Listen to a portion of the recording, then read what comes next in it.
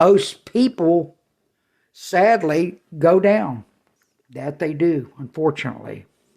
Another reason I have here that they are faithless and they're not Christians is they always have these questions that are, it puzzles them. They can't answer them, but they always ask them.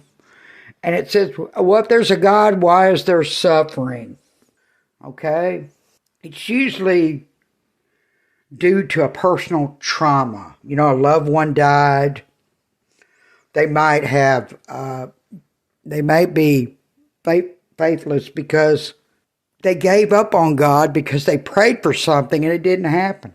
They don't understand God's ways because God's ways are not man's. Isaiah 55 verses 8 and 9 says, "For my thoughts are not your thoughts, nor are your ways my ways, says the Lord. For as the heavens are higher than the earth, so are my ways higher than your ways, and my thoughts than your thoughts." See, man doesn't see the big picture that God sees. See, God knows the beginning from the end and the end from the beginning. We don't. All we know is right now. That's why people judge people by how they are. They look at them for right now. They don't know what brought them to that. But God sees you as a baby. He sees what happens to you and why you turn out the way you do. And I'm going to give you some examples of this. One example is I prayed for their healing and they still died. There was a story I heard not too long ago about this man that was actually a preacher, and his wife was sick. I think she had cancer, and the church prayed for her. He had prayer chains all over the country praying for her, and so then she died anyway. She passed. And he was grieving. He's like, God, I prayed. I did everything I could possibly do.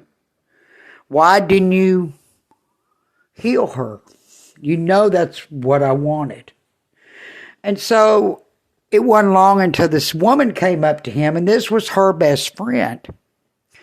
And she said, I didn't want to say anything to you because, you were grieving, and, this is the time that you should spend with your wife, which was her best friend.